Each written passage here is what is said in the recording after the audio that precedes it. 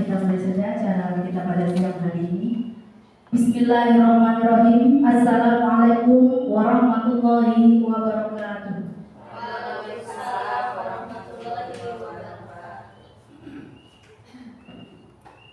Alhamdulillahirabbil alamin.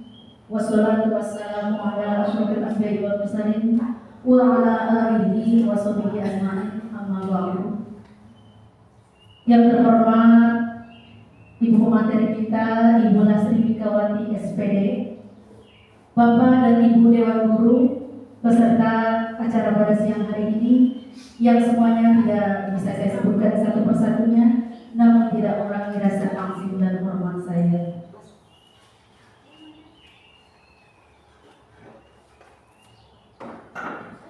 Sungguh merupakan anugerah Allah Subhanahu wa Ta'ala yang patut kita syukuri pada siang hari ini, karena kita semua dapat berkumpul di acara siang hari ini dalam keadaan sehat walafiat. Shalawat ma'assalam semoga senantiasa selalu terlimpah curahkan kepada baginda alam Nabi besar kita Muhammad Sallallahu Alaihi Wasallam beserta keluarganya, sahabatnya dan para pengikutnya.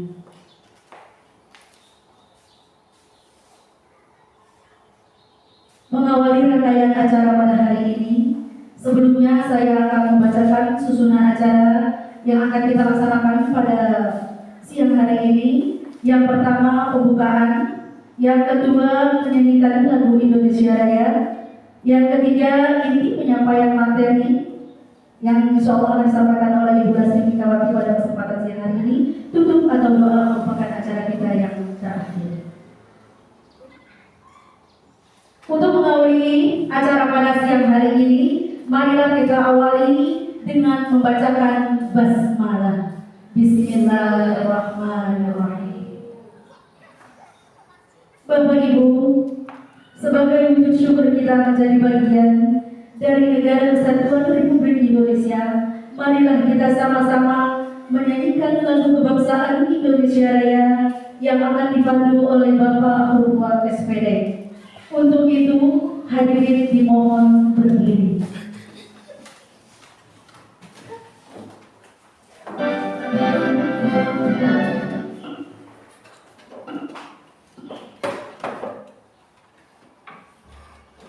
Hiduplah Indonesia Rayaku.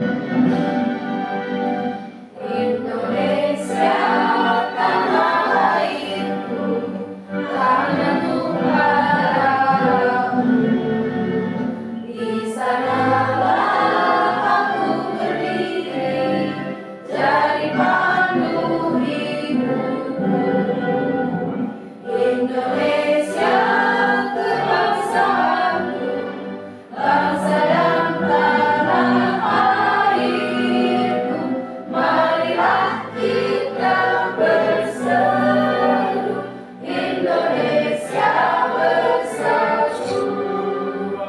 Hiduplah tanahku, hiduplah negeriku, bangsaku, rakyatku semuanya. Bangunlah jiwanya, bangunlah badannya untuk Indonesia Raya. Indonesia Raya, merdeka, merdeka, tanahku, negeriku yang kucinta. Indonesia Raya, merdeka, merdeka, hiduplah Indonesia Raya. Indonesia Raya, merdeka, merdeka, tanahmu, negerimu yang kucinta. Indonesia Raya, merdeka, merdeka, hiduplah Indonesia Raya. Hadirin dimohon duduk kembali.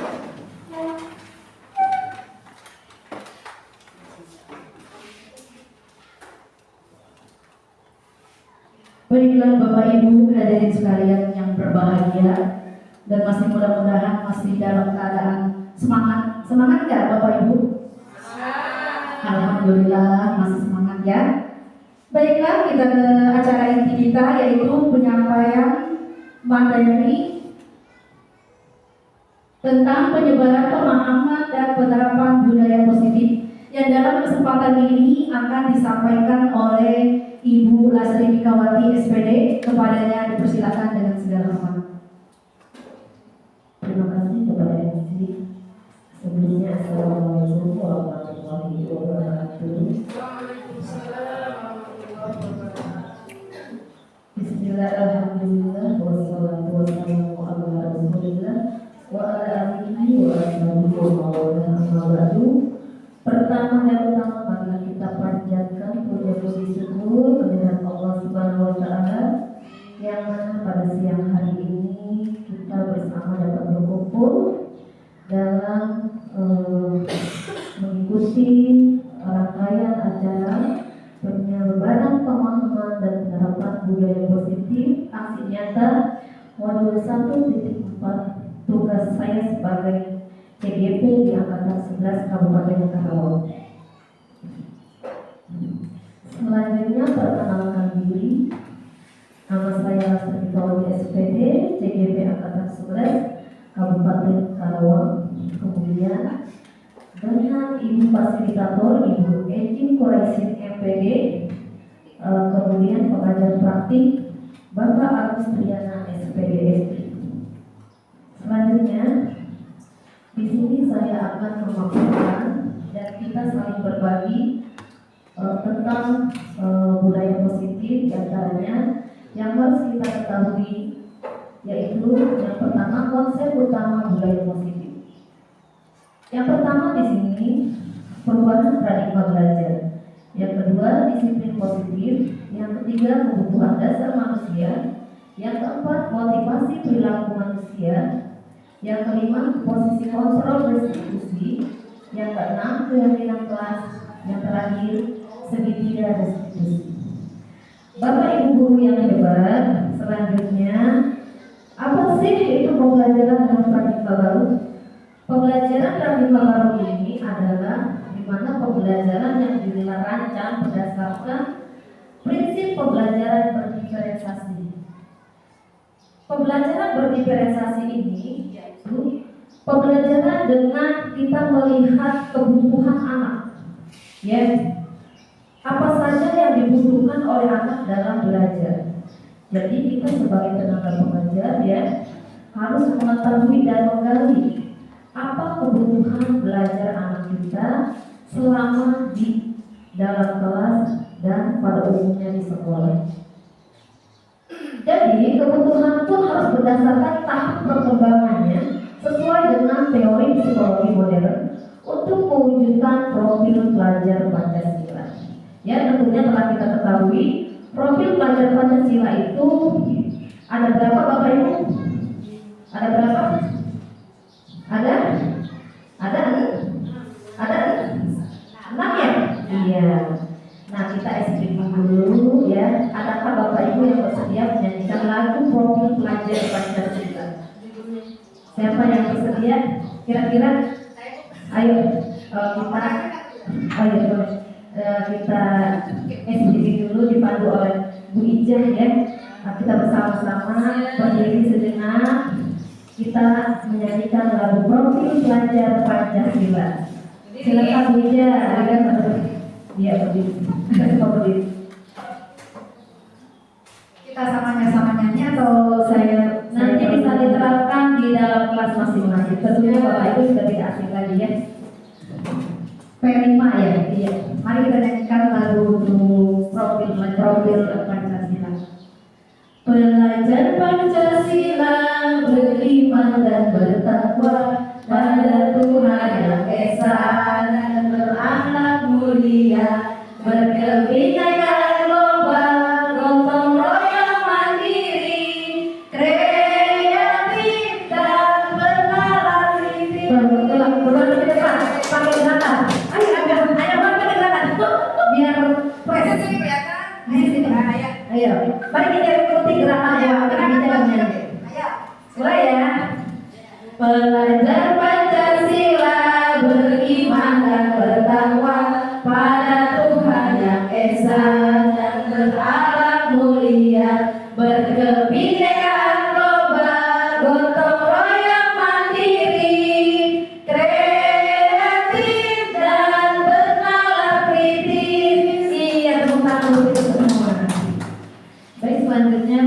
Ibu, di sini kita akan mengenai tentang disiplin positif. Tentunya Bapak Ibu sudah mengetahui tentang disiplin positif. Apa sih disiplin? Disiplin berasal dari kata disiplina yang artinya belajar. Disiplin mengacu pada disiplin diri yang memiliki tanggung jawab terhadap apa yang dilakukannya berdasarkan nilai-nilai yang diyakininya. Disiplin positif merupakan salah satu cara penerapan disiplin yang bertujuan untuk menumbuhkan kesadaran serta memberdayakan peserta didik tanpa imbalan atau reward, ancaman atau hukuman. Ya, jadi tujuan disiplin di sini adalah menciptakan peserta didik yang memiliki rasa tanggung jawab sehingga mereka berperilaku mengacu kepada nilai-nilai kebajikan universal dan memiliki motivasi intrinsik dalam perubahan perilaku ke arah yang lebih baik. Jadi disiplin itu dapat tercipta ketika sudah ada niat dalam diri sendiri dulu, ya, dari diri sendiri. Itu adalah motivasi intrinsik namanya, ya, bukan dari dorongan orang lain. Ketika kita menerapkan disiplin dari diri sendiri, ya, nanti anak murid kita akan mengikuti apa yang kita lakukan, ya, karena figur seorang guru adalah digugu dan ditiru, seperti semboyan Ki Hajar Dewantara, ya, tuturi handayani ing ngarso sungkulwodo ing madya mangun karso tuturi handayani. Ketika di depan, seorang guru itu menjadi contoh bagi anak muridnya, ya. Ketika di tengah-tengah, seorang guru itu sebagai penyemangat, ya, bagi murid-muridnya. Ketika di belakang, seorang guru itu memberi dorongan yang positif yang baik, ya. Selanjutnya, nilai-nilai kebajikan.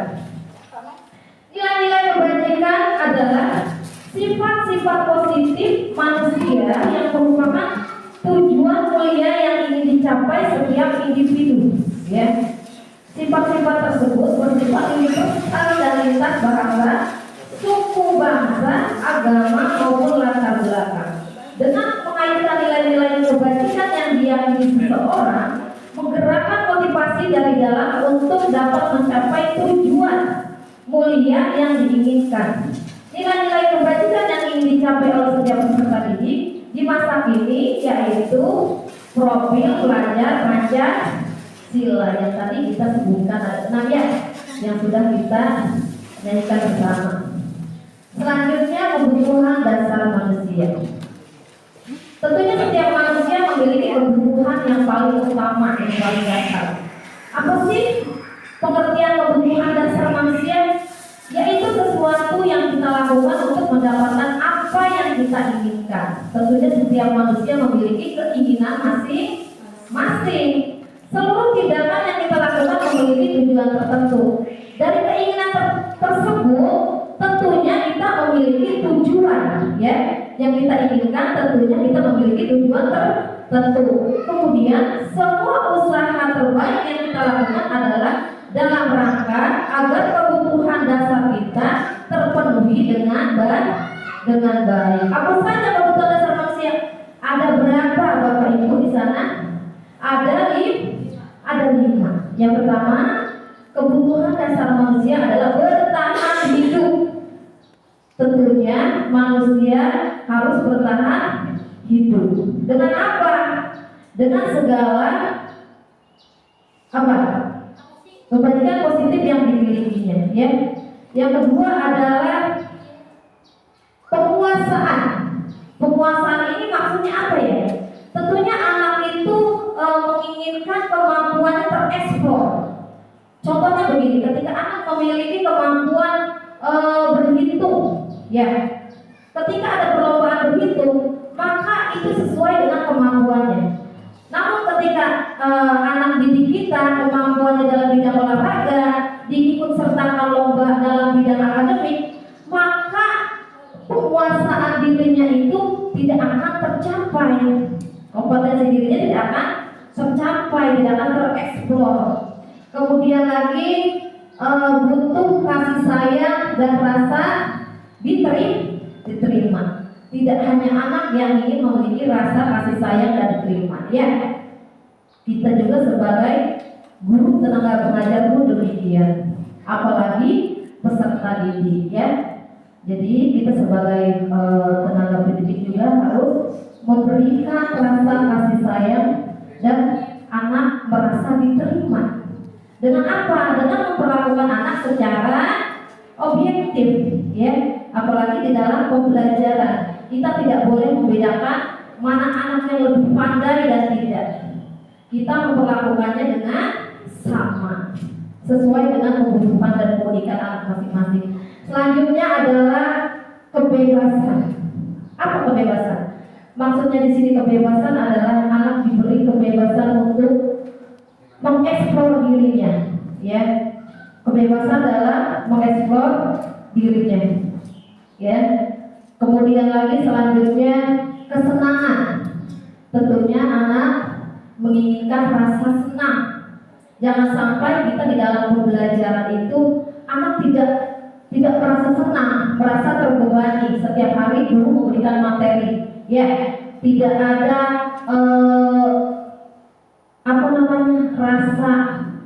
rasa menyenangkan, tidak ada serasa teman dengan guru, ya. Kalau kita berinovasi dalam pembelajaran, tentunya akan anak belajar merasa senang. Selanjutnya motivasi perilaku manusia. Setiap manusia tentunya di dalam perilakunya memiliki tujuan motivasi. Motivasi adalah dorongan yang dimiliki seorang individu yang dapat merangsang untuk dapat melakukan tindakan-tindakan atau sesuatu yang menjadi dasar atau alasan seseorang untuk berperilaku, ya, untuk berperilaku atau mencapai tujuan tertentu. Jadi tujuan motivasi diantaranya yang pertama untuk menghindari ketidaknyamanan atau hukuman. Yang kedua untuk mendapatkan imbalan atau penghargaan dari orang lain. Yang ketiga untuk menjadi orang yang mereka inginkan dan menghargai diri sendiri dengan nilai-nilai yang mereka percaya. Kira-kira di sini Bapak Ibu ini intrinsik apa ekstrinsik? Ini apa di luar apa di dalam? Di dalam apa di luar? Kira-kira? Kalau menurut Bapak Ibu? Hah? Di dalam apa di luar? Dia bertujuan menghindari ketidaknyamanan atau hukuman. Dia melakukan sesuatu menghindari hukuman. Kira-kira itu dari dalam atau dari luar motivasi tersebut? Dari dalam. Dari dalam. Yang kedua untuk mendapatkan imbalan. Dia bekerja, dia bertujuan ingin dapat imbalan. Itu tujuan intrinsik atau dari luar? Dari dalam. Kita lanjut di sini, ya. Lanjut di sini konsep disiplin dengan identitas gagal. Untuk konsekuensi dan hukuman, tentunya Bapak Ibu tidak asing lagi dengan kata-kata konsekuensi dan hukuman. Dalam penerapan disiplin, biasanya kita sebagai guru itu sering menggunakan atau penerapan konsekuensi dengan hukuman. Tentunya dua hal yang berbeda. Jika konsekuensi itu lebih kepada jangka pendek, ya, kemudian perlu monitoring berkelanjutan. Murid menghormati peraturan, kemudian kehilangan waktu untuk merenungi kesalahan. Kalau hukuman itu murid bertanggung jawab atas perilakunya, fokus pada pemecahan masalah jangka panjang. Murid menghormati dirinya dan orang lain, dirinya memegang kontrol, teori kontrol. Murid bersemangat memperbaiki kesalahan. Coba Bapak Ibu saya ingin bertanya, kalau konsekuensi itu lebih ke arah bagaimana contohnya? Kalau konsekuensi, iya. Konsekuensi bagian dari pertanggungjawaban. Iya. Kalau bedanya dengan hukuman? Ya itu tanggung jawab kita setelah kejadian ada konsekuensinya. Apa bedanya konsekuensi dengan hukuman? Kalau konsekuensi? Kalau hukuman itu identik ke salah. Iya. Tapi kalau apa? Konsekuensi itu bisa benar kalau kita bagus, kita baik. Kalau hukuman jelas kayak tetap yang salah. Oh seperti itu. Iya bagus. Tepuk tangan untuk Pak Muhyiddin. Jadi Bapak Ibu kalau konsekuensi itu ya lebih ke anak tidak mematuhi peraturan, tetapi kita lebih memberikan konsekuensi itu lebih ke arah yang lebih mendidik. Kalau hukuman itu lebih ke arah yang ke fisik seperti itu. Contohnya ketika anak konsekuensi itu anak tidak mengerjakan piket kelas. Tentunya di keyakinan kelas sudah tertera jika tidak mengerjakan piket, ya misalkan konsekuensinya ya kesepakatan kelasnya misalkan ketika anak tidak mengerjakan piket kelas, jam istirahat harus mengerjakan tugas dari ibu guru. Itu konsekuensinya. Namun jika hukuman, misalkan anak telat datang ke sekolah, ya, misalkan sholatnya 20 menit, maka guru memberikan seperti coba kamu mengelilingi lapangan 10 putaran. Nah itu bentuknya yang dinamakan hukuman, ya. Ini dinamakan disiplin dengan identitas gagal. Artinya cara seperti ini sudah kurang tepat kita lakukan, ya, kurang tepat kita lakukan. Selanjutnya, bagaimana cara menerapkan disiplin? Yaitu dengan penerapan restitusi, Bapak Ibu ya.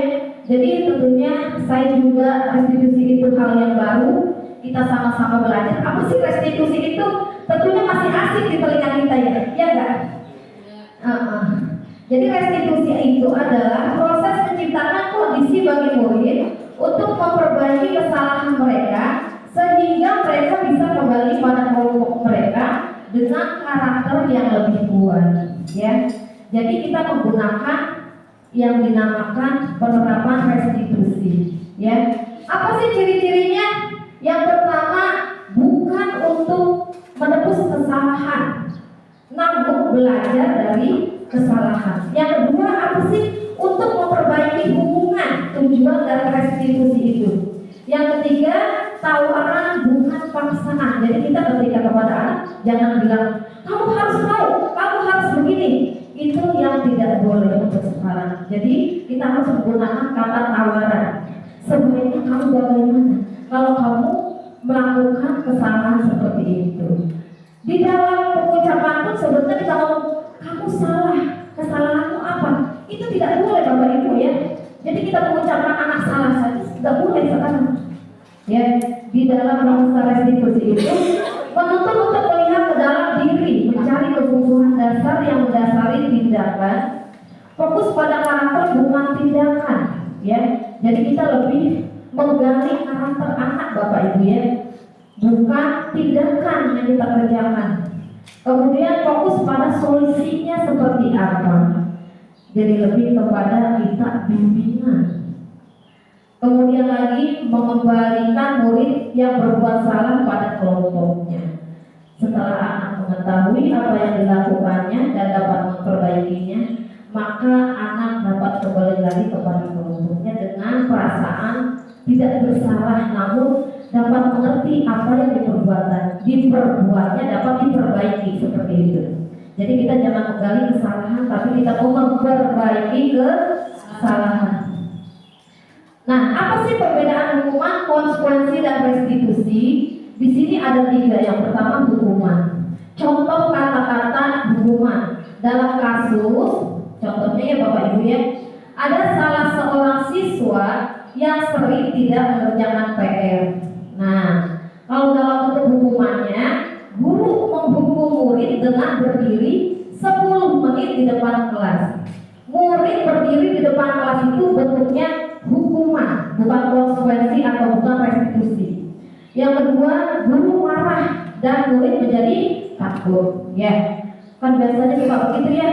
Kita kalau anak tidak mengerjakan PR, kenapa kamu tidak mengerjakan PR? Metodenya seperti itu, ya, yang sering terjadi. Nah, cara seperti itu kurang tepat Bapak Ibu. Selanjutnya konsekuensi. Guru memberikan konsekuensi untuk menulis PR sebanyak 5 kali.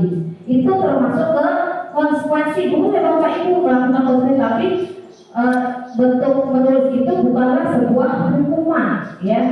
Kemudian lagi guru tegas dan murid mentaati peraturan. Jadi kita harus tegaskan sebelumnya nanti selanjutnya kita akan masuk ke dalam keyakinan kelas, di mana keyakinan kelas tersebut ya harus memiliki konsekuensi apa yang telah dilakukannya.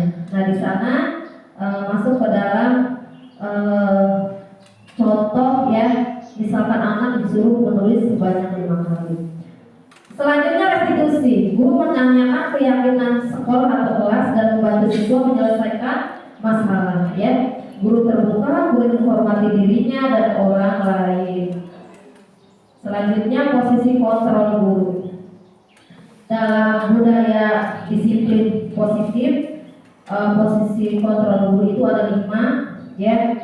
Seorang guru dalam menerapkan disiplin itu posisi kontrolnya ada 2. Yang pertama, guru sebagai penghukum. Yang kedua, guru sebagai pembuat rasa bersalah. Yang ketiga, guru sebagai teman. Yang keempat, guru sebagai pemantau. Yang kelima, guru sebagai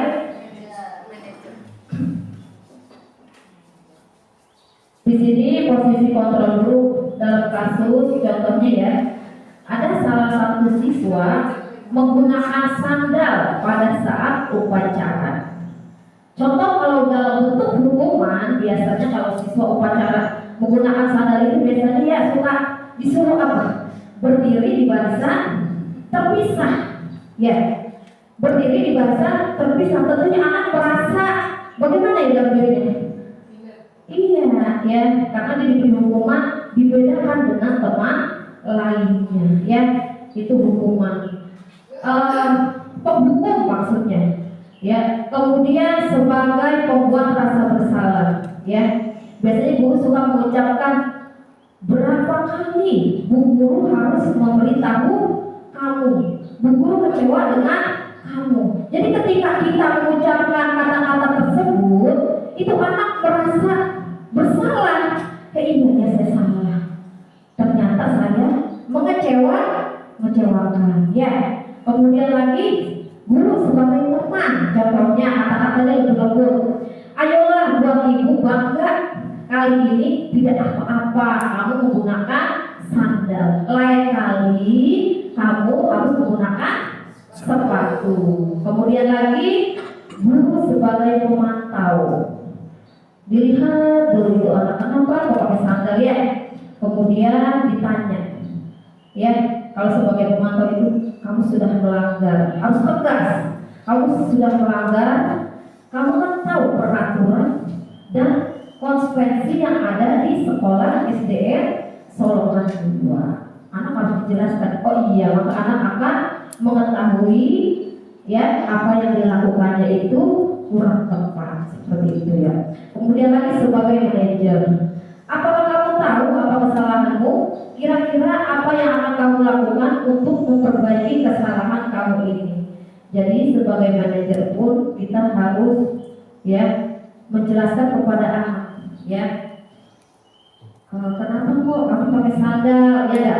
Kemudian lagi setelah ini kira-kira apa yang kamu lakukan ya dengan kamu menggunakan sandal? Apakah kamu terlihat bagus? Tentunya anak akan berpikir, oh iya saya beda dengan teman yang lainnya. Dia akan berusaha berubah dan memperbaiki kesalahannya ya. Bapak Ibu, sepertinya siang ini cukup melelahkan ya untuk berlanjut keyakinan kelas. Tentunya Bapak Ibu sudah mengetahui dan di kelas masing-masing sudah memiliki ya keyakinan kelas. Apa sih keyakinan kelas? Coba kira-kira dari Bapak Ibu ada yang bisa menjelaskan apa sih keyakinan kelas? Tuati, saya tahu keyakinan kelas apa?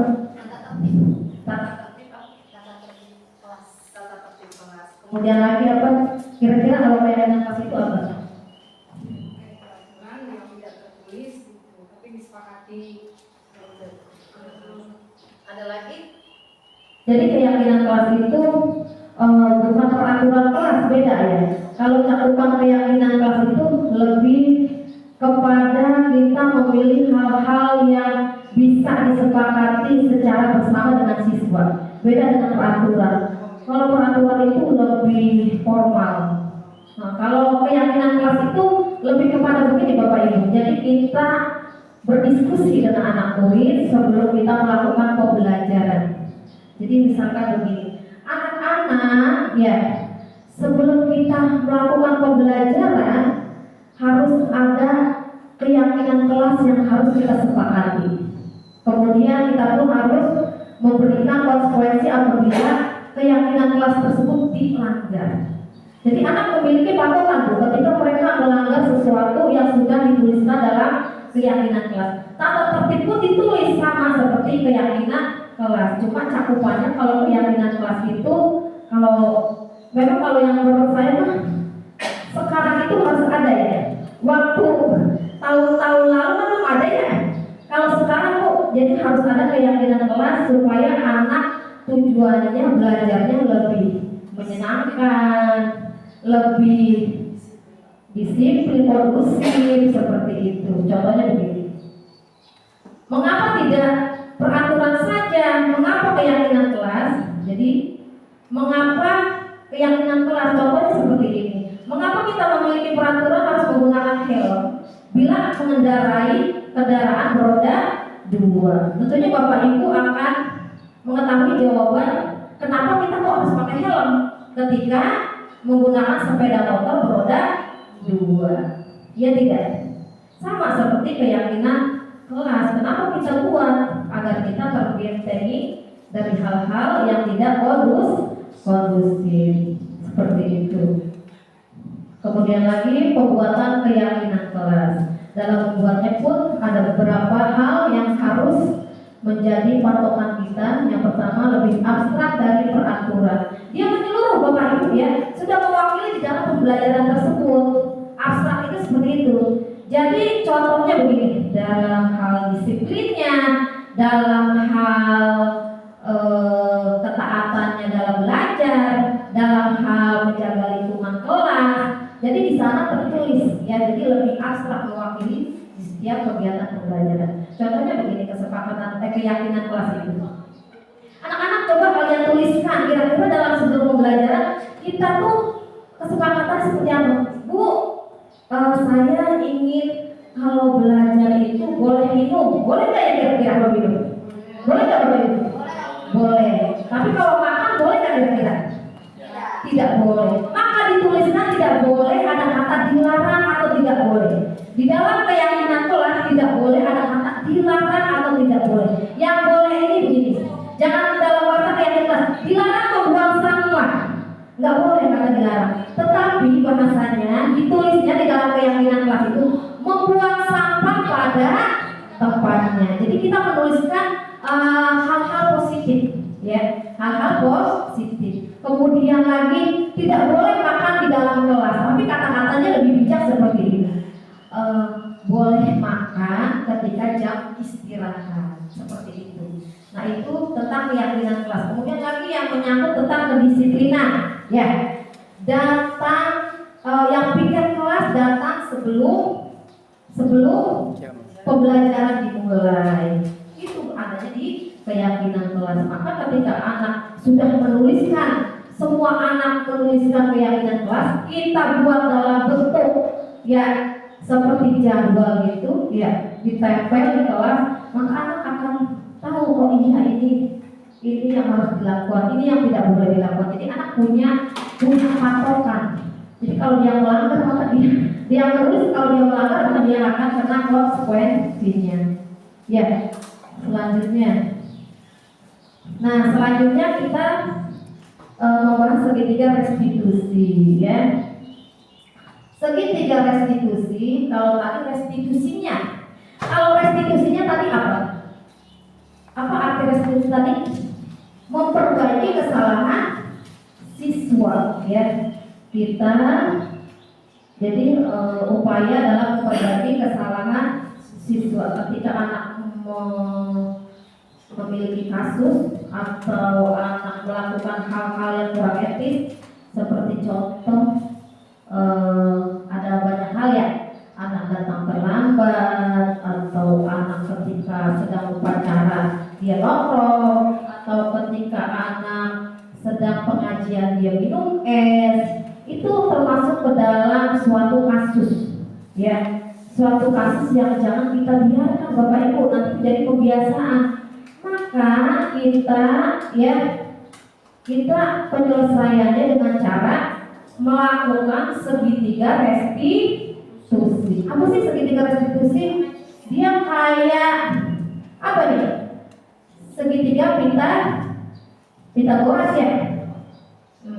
Segitiga restitusi itu adalah proses menciptakan kondisi bagi peserta didik untuk memperbaiki kesalahan mereka sehingga mereka bisa kembali kepada kelompoknya dengan karakter yang lebih kuat. Itu menurut Gosset ya 2004.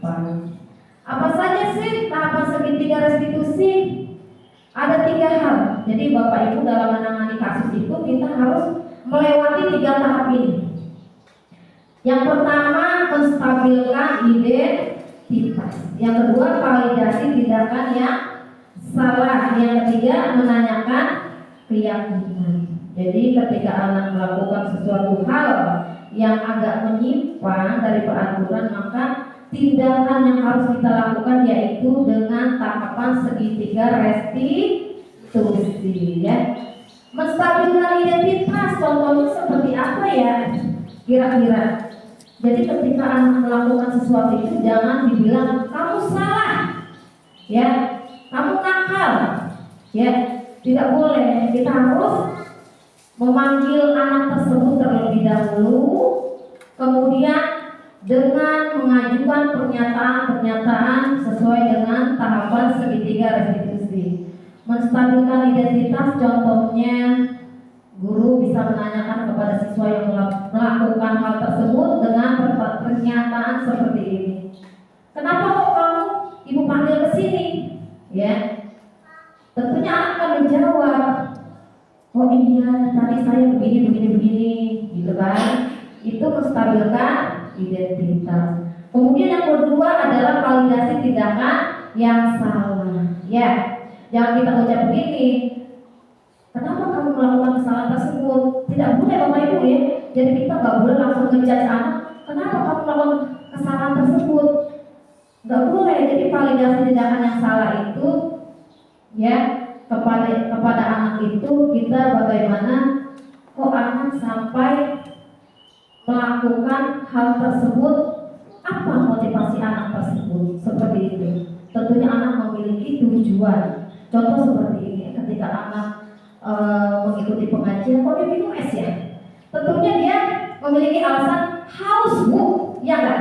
Tentunya dia bilang saya haus bu, ya. Tidak boleh kita katakan itu suatu menjadikan suatu kesalahan, tapi kita harus memvalidasi tindakan yang salah tersebut dengan kata-kata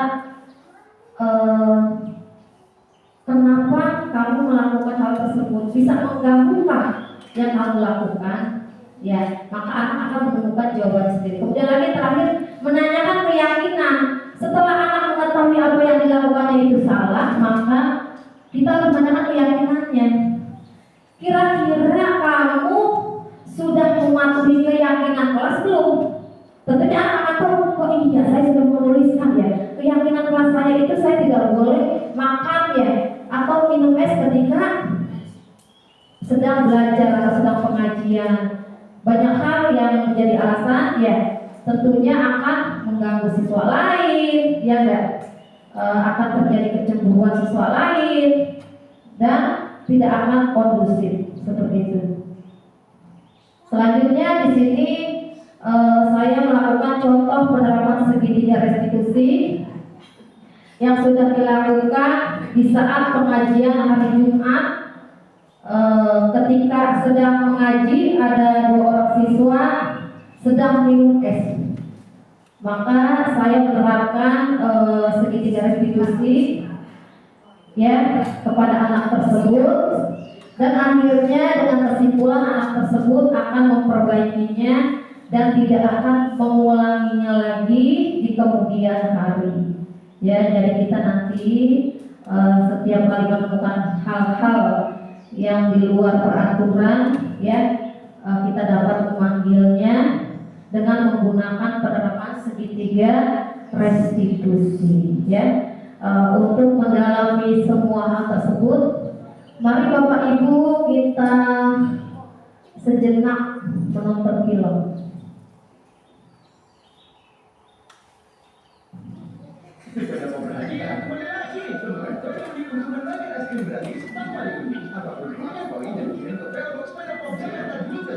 Untuk menangkan liputan keluarga Risma dan banyak hadiah menarik lainnya. Kumpulkan slip ya, menangkan hadiahnya.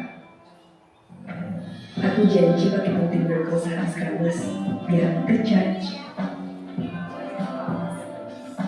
Janji. Janji juga ya, pakai Tintin Miracles sekarang untuk selamanya. Ini contoh 5 posisi kontrol ya.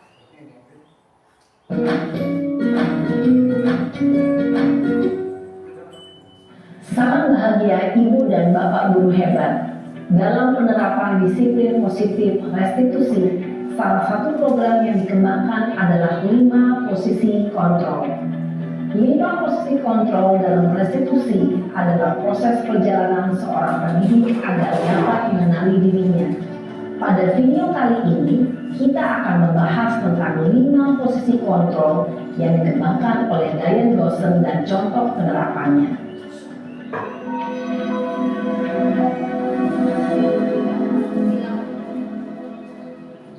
5 posisi kontrol itu adalah 1. Posisi penghukum, 2. Posisi pembuat merasa bersalah, 3.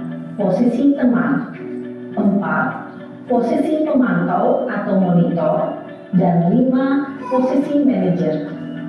Untuk lebih memahami kelima posisi tersebut, mari kita saksikan kasus Naren yang terlambat hadir 20 menit di sekolah dan melihat bagaimana kelima posisi kontrol dalam menghadapi masalah tersebut.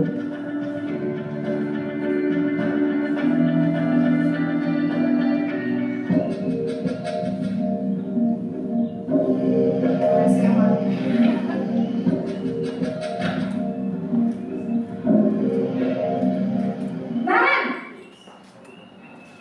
Sini kamu! Selamat pagi, Bu. Selalu terlambat. Kamu deh, pasti terlambat. Maaf, Bu.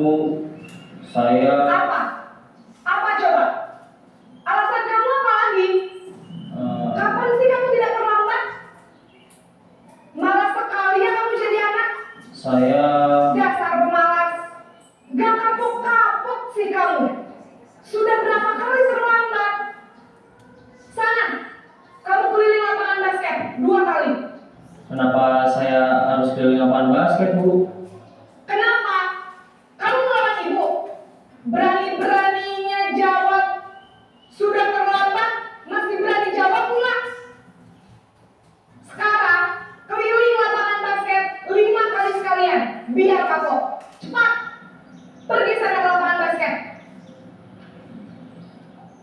Posisi penghukum biasanya berbicara dengan nada tinggi, menghardik, menunjuk-nunjuk, menyakiti, dan menyindir. Hukuman bisa berupa fisik maupun psikis. Ibu dan Bapak guru hebat, dampak yang terjadi pada murid ketika guru berada pada posisi penghukum adalah murid cenderung akan memberontak, bahkan menyimpan dendam.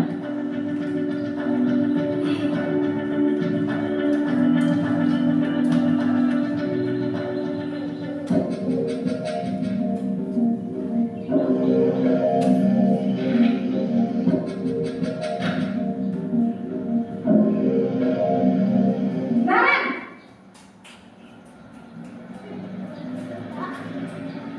Selamat pagi, Bu. Naren! Kamu kenapa terlambat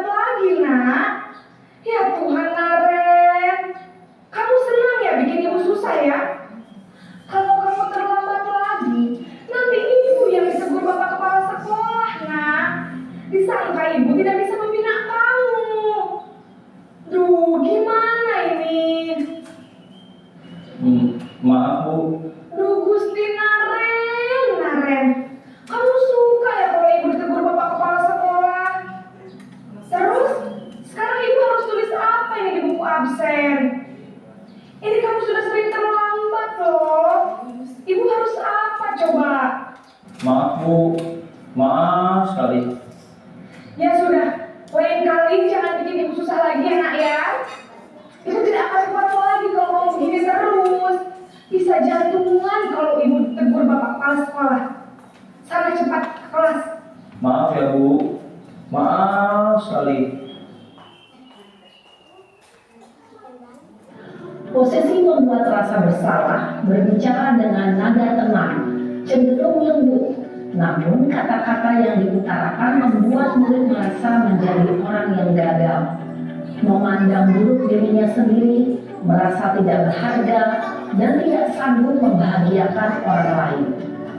Ketika guru mengambil posisi pembuat rasa bersalah, murid akan menganggap dirinya yang bersalah dan ia akan menyimpan emosi negatif tersebut di dalam dirinya.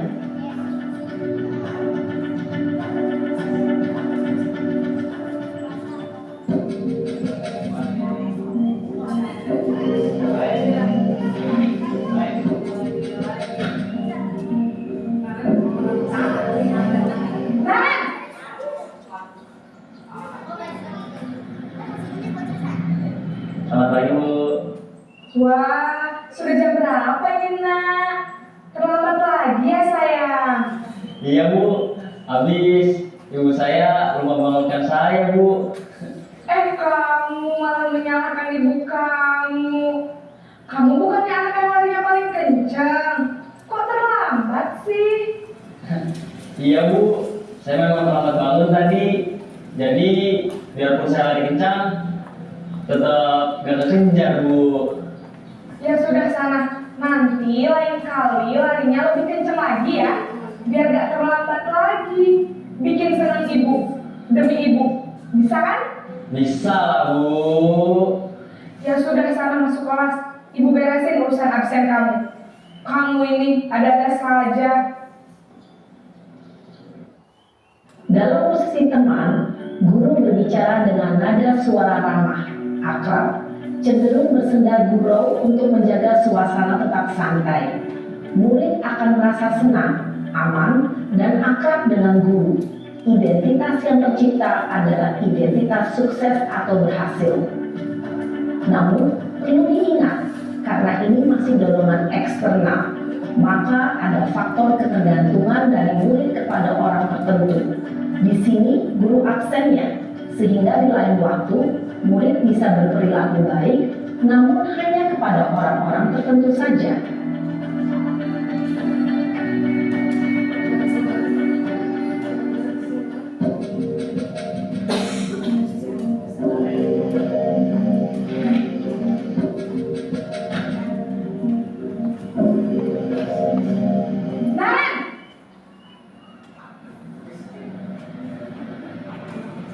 Selamat pagi Bu. Nah Ren, apa peraturan sekolah kita tentang jam berapa kita harus masuk sekolah nak? Kita harus di sekolah jam 7 Bu. Iya betul, sekarang sudah jam 7.20. Naren sudah tahu konsekuensinya jika terlambat hadir. Paham Bu. Saya harus tinggal kelas pas jam istirahat selama 20 menit. Iya benar, konsekuensinya demikian. Jadi nanti jam 9.30 pas istirahat, kamu harus tinggal di kelas, kerjakan tugas tambahan untuk ketertinggalan kamu, ya? Baik Bu. Posisi pemantau mengandalkan penghitungan atau data untuk mengontrol murid. Guru mengarahkan murid berdasarkan peraturan dan konsekuensi. Seorang pemantau menunjukkan bahasa tubuh dan ekspresi wajah yang datar dan cenderung formal.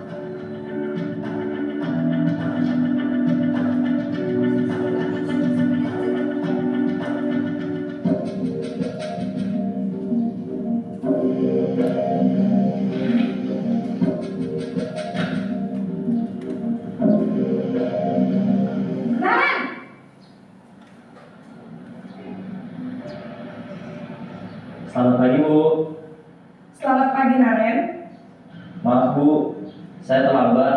Iya, sekolah masuknya jam 7, sekarang sudah jam 7.20. Jadi sekarang bagaimana ini Naren? Maaf Bu, saya lupa setel alarm saya semalam. Baiklah, menurut kamu, keyakinan sekolah yang mana yang perlu kamu tingkatkan? Menghargai diri sendiri dan orang lain mungkin ya Bu. Setuju. Jadi, apakah Naren meyakini prinsip saling menghormati tersebut? Iya Bu, saya meyakininya. Apakah Naren bersedia memperbaiki masalah keterlambatan ini? Bersedia Bu. Bagaimana kamu akan perbaiki masalah keterlambatan ini? Saya akan coba untuk tidak lupa menyetel alarm saya Bu. Baik, kalau Naren lupa menyetel alarm di rumah, ada orang yang kira-kira bisa bantu mengingatkan tidak? Ada Bu, kata saya, Kak Emma. Ada lagi selain Kak Emma? Selain Kak Emma, ada ibu saya. Baik, jadi yang mengingatkan Naren adalah Kak Emma dan ibu kamu ya? Kira-kira akan mulai setel alarm kapan nih Naren? Setelah pulang sekolah, akan segera saya lakukan. Baik, jadi Naren akan setel alarm untuk bangun besok pagi dan akan diingatkan oleh kakak dan ibunda Naren ya. Ada lagi yang mungkin perlu dilakukan Naren agar tidak terlambat bangun lagi? Tidak ada Bu. Baik Naren, terima kasih untuk kerjasama kamu. Sekarang kamu perlu kembali ke kelas untuk belajar. Baik Bu, terima kasih. Posisi manajer adalah posisi kontrol yang disarankan untuk membimbing murid memiliki sikap disiplin yang positif, yaitu murid yang mandiri, bertanggung jawab, dan dapat memecahkan masalah. Tujuan dari posisi ini adalah agar murid dapat berefleksi atas tindakannya. Guru akan dengan tulus memberikan pertanyaan-pertanyaan bermakna, sehingga membuat murid dapat belajar dari kesalahannya dan mencari sebuah solusi untuk menyelesaikannya. Dan itu Bapak Ibu ya contoh dari 5 posisi kontrol. Penerapannya di dalam siswa-siswi kita. Apakah perlu dicontohkan tentang restitusi videonya? Perlu. Perlu. Lanjut ya, tentang restitusi. Masih ada waktu ya? Masih Bu. Masih. Tentang penyelesaian segitiga restitusi.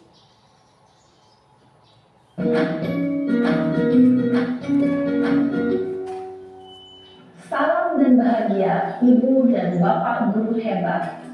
Pada video kali ini kita akan membahas tentang salah satu program disiplin positif yang diterapkan di lingkungan sekolah yang dikenal dengan nama restitusi.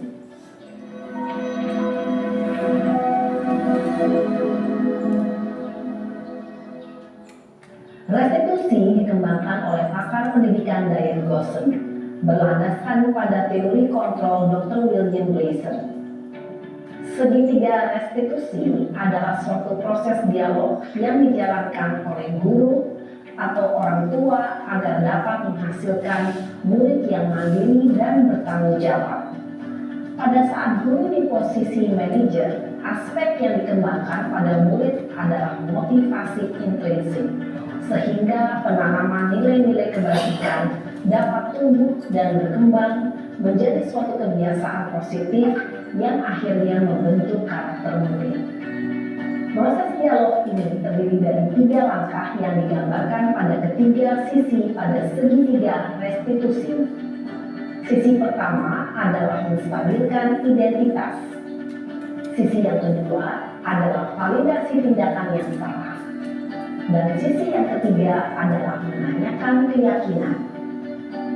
Ibu dan Bapak guru, berikut ini akan ditunjukkan bagaimana seorang guru berada dalam posisi manajer menggunakan penerapan segitiga restitusi.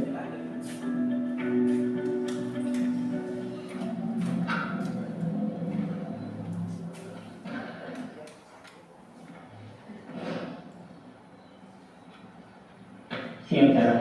Siang Pak. Sudah lama gak ketemu Sarah? Kenapa hari ini ada di sini? Kesel Pak, kesel banget. Masa aku dikatain tukang fitnah Pak? Ya aku marah lah. Aku balik katain Eka di depan kelas. Kesel banget. Oh begitu. Ya pasti kamu marah dan kesal. Bapak juga akan marah apabila ada yang menuduh Bapak seperti itu. Kemudian, pada saat itu kamu mau melakukan apa? Ya saya langsung ngatain Eka lah Pak. Kesel banget. Saya bentak-bentak dia depan teman-teman lain. Oh begitu. Pasti kamu melakukan seperti itu karena suatu alasan tertentu kan? Iyalah, saya diam saja Pak. Ya saya bela diri lah. Masa saya dituduh tukang fitnah? Ya wajar lah. Mempertahankan harga diri itu sesuatu yang penting buat kamu. Untung kamu tidak bertindak lebih gegabah lagi. Hanya membentak-bentak. Iya Pak. Untung saya masih bersabar dan hanya membentak saja. Sudah gemes padahal. Saya pasti bela diri lah. Ya pasti ya. Tapi kamu memilih untuk tetap bertahan dan bersabar. Kamu memilih untuk tidak berbuat lebih parah lagi. Iya. Nah, sekarang coba kita lihat lagi. Tindakan kamu yang bentak-bentak Eka di kelas. Tindakan kamu itu kira-kira sesuai dengan keyakinan kelas atau prinsip kamu tidak? Enggak lah Pak. Capek Pak jadi pemarah. Jadi keyakinan atau prinsip mana yang kurang sesuai dengan keinginan kamu? Ya, saya sebenarnya sangat menghargai orang lain. Mungkin saat itu saya menjadi emosi, jadi tidak menunjukkan sikap itu. Kamu meyakini tidak? Menghargai orang lain itu penting buat kamu. Yakinlah Pak. Iya, setuju. Kita harus saling menghargai. Namun, ada juga keyakinan yang kita sepakati yang perlu kita jalankan apabila kita sedang marah, kan? Ya, saya bisa lebih proaktif, mulai dengan diri sendiri. Saya bisa jadi lebih bersabar, mengambil waktu jeda untuk berpikir mau apa selanjutnya. Kira-kira kamu bersedia memperbaiki masalah ini tidak? Bersedia Pak. Kalau kamu memperbaiki masalah ini, kamu akan menjadi orang seperti apa? Saya akan menjadi orang yang bertanggung jawab kali ya Pak. Dan senantiasa proaktif. Iya, menurut kamu bagaimana rasanya menjadi orang seperti itu? Ya nyaman lah, bangga bisa bersabar dan menahan diri. Baiklah kalau begitu. Yuk kita pikirkan bagaimana memperbaiki masalah ini.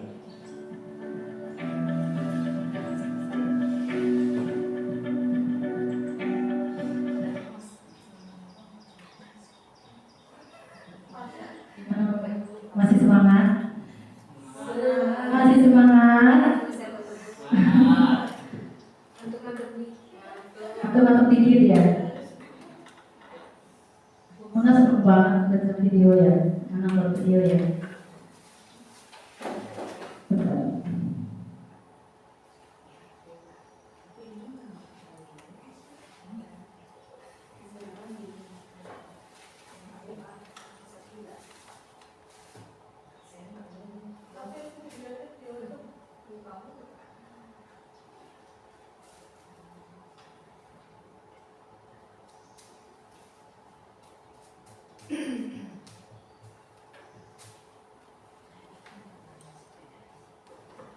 Demikianlah Bapak Ibu materi yang dapat saya paparkan.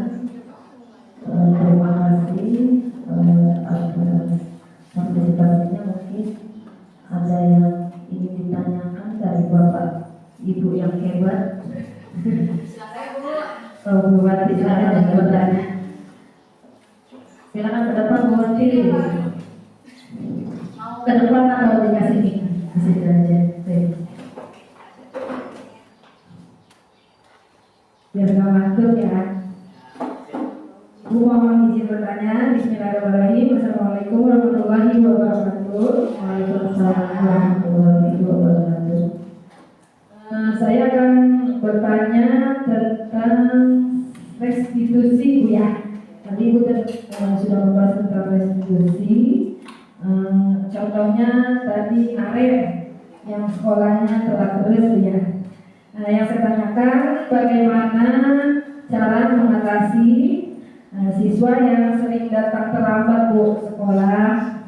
Bagaimana caranya? Apa kita menghukum atau tindakan apa yang seharusnya kita lakukan Bu? Seperti contoh tadi video itu ya. Terima kasih. Wassalamualaikum warahmatullahi wabarakatuh.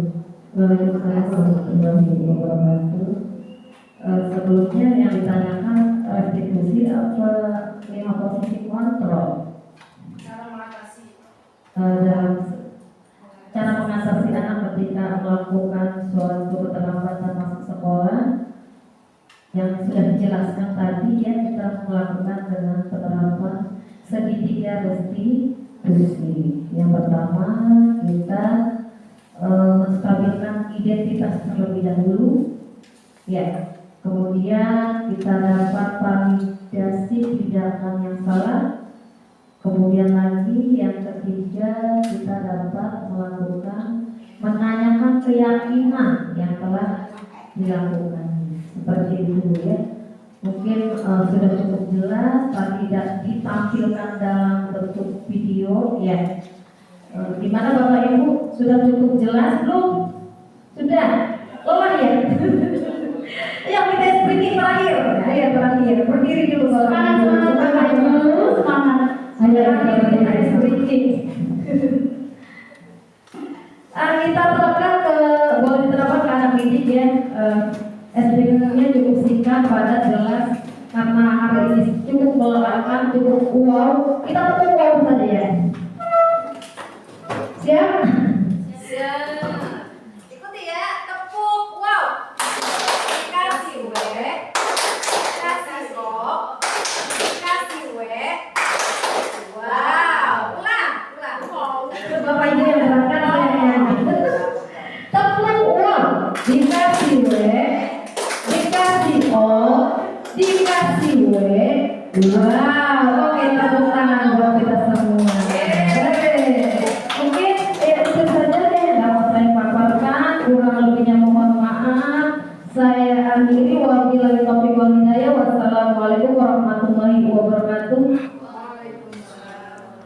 Waalaikumsalam warahmatullahi wabarakatuh. Terima kasih untuk Ibu Lasri Jawabi yang begitu panjangnya memaparkan materi ya. Mudah-mudahan apa-apa yang beliau sampaikan dapat bermanfaat di dalam pembelajaran kita di kelas kita masing-masing, dan mudah-mudahan selalu berdampak positif untuk kita dan juga anak didik kita. Tadi juga Ibu Lasri telah menekankan di sini pembelajaran kita karakter anak, bukan hanya memberi materi, begitu ya Ibu Lasri. Terima kasih banyak juga kepada Bapak Ibu yang sudah berpartisipasi dalam serangkaian kegiatan hari ini ya. Dan untuk doa ya. Dan untuk selanjutnya acara terakhir yaitu penutupan doa yang dalam ini akan dipimpin oleh Ibu Wati Puspitasari SPD. Kepadanya dipersilakan.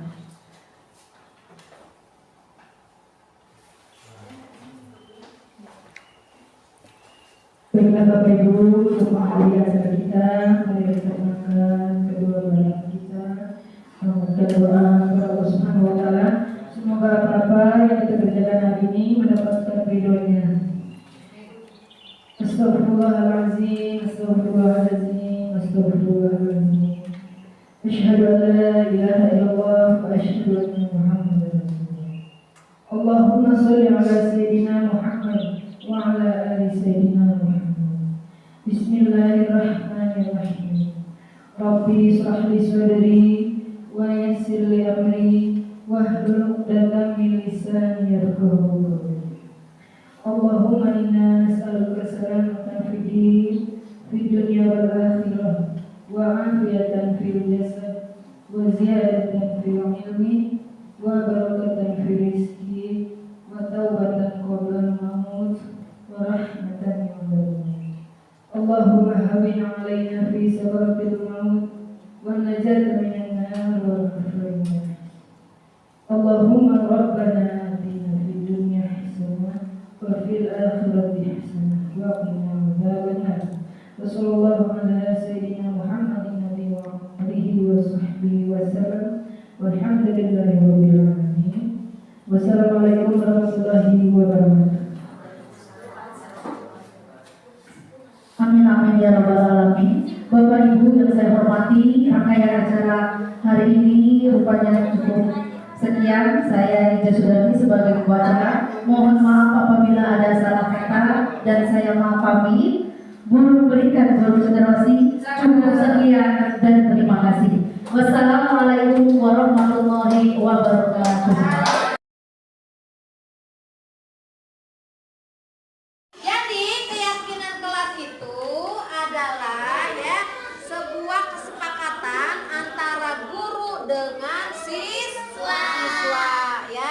Jadi kita membuat kesepakatan kelas ya. Untuk diapakan?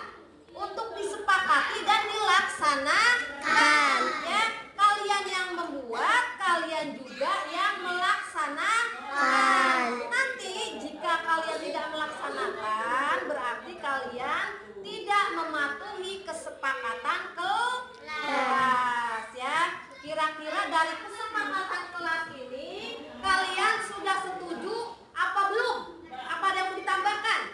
Setuju. Setuju belum? Setuju.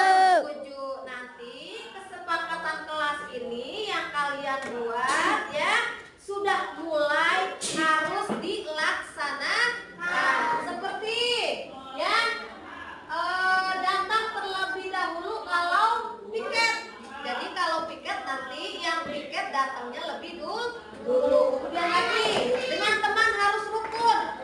Nanti kalau ada yang mengejek ya, ada yang berkelahi, berarti kalian tidak mematuhi kesepakatan kelas. Lagi mengerjakan PR tepat waktu ya. Jadi kalian harus mengerjakan PR tepat waktu. Mengumpulkan tugas tepat waktu. Jadi ketika guru kalian memberikan tugas, secepatnya kerjakan. Misalkan, sudah rapi belum? Sudah Bu. Cepat-cepat dikumpulkan. Jangan sampai temennya sudah selesai, ada yang masih belum mengumpulkan. Itu berarti kamu tidak mematuhi kesepakatan kelas. Kenapa kalian tahu nggak dipanggil ke kantor? Nggak tahu. Iya, kalian dipanggil ke kantor karena tadi Ibu perhatikan di pengajian kalian sedang apa? Minum es. Iya betul. Ibu tanya kenapa kok minum es ketika pengajian, kan yang lain sedang membaca, sedang mengaji. Kenapa? Haus. Kalau kamu kenapa? Haus juga. Emang tadi sebelum berangkat belum minum? Belum minum. Iya, nggak apa-apa ya. Minum itu adalah kebutuhan kita sebagai manusia. Tapi alangkah baiknya kalau kita minum itu jangan sedang pas pengajian ya. Ketika yang lain sedang mengaji, maka kalian juga harus ikut mengaji. Nah Ibu tanya lagi, kenapa kok minum es tidak boleh pas saat pengajian? Melanggar peraturan. Iya betul. Kira-kira bisa mengganggu teman lain tidak? Mengganggu. Contohnya apa mengganggunya? Yang lain jadi tidak bisa konsentrasi karena melihat kalian sedang minum ya, bisa mengakibatkan kecemburuan teman yang lain ya. Akhirnya mereka pun nanti ikut-ikutan ya, ingin minum juga. Nah, kira-kira kalian memiliki kesepakatan kelas enggak? Punya kan ya? Punya kan? Punya kesepakatan kelas. Kesepakatan kelasnya diantaranya tidak boleh apa? Bercanda. Terus? Terus tidak boleh apa itu? Tidak boleh makan dan minum di kelas atau ketika sedang belajar.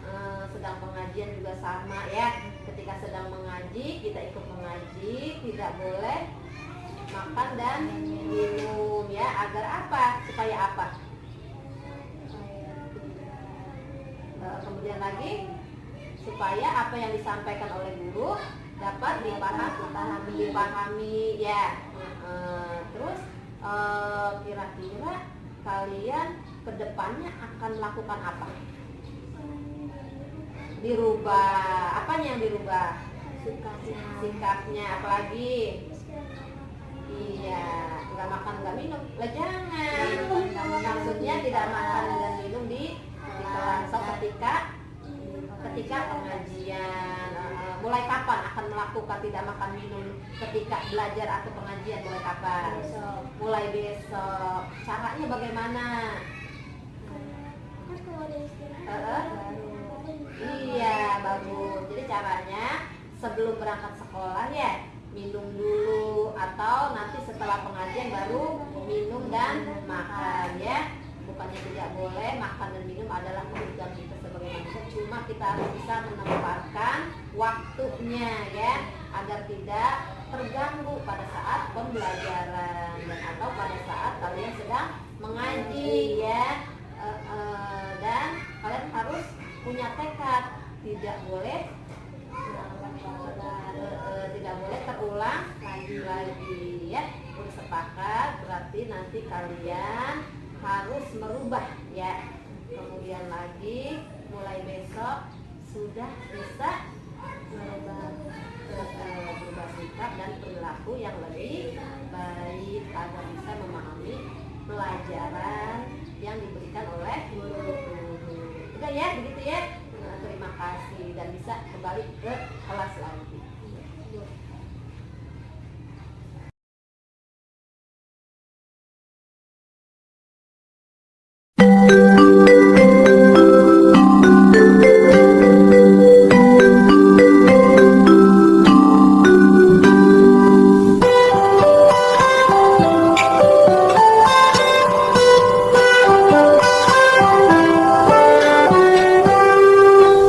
Bismillahirrahmanirrahim. Assalamualaikum warahmatullahi wabarakatuh. Nama saya Anti Nuriani, SPD SD dari SDN Solokan 2. Setelah saya mengikuti kegiatan diseminasi budaya positif, saya menjadi lebih tahu manfaat dari disiplin positif, keyakinan kelas, dan segitiga restitusi. Semoga saya dapat menerapkannya kepada peserta didik. Terima kasih. Assalamualaikum warahmatullahi wabarakatuh. Bismillahirrahmanirrahim. Assalamualaikum warahmatullahi wabarakatuh. Perkenalkan, nama saya Wati Puspitasari, SPD, guru SDN Solokan 2. Saya akan menyampaikan pengalaman saya setelah mengikuti kegiatan diseminasi.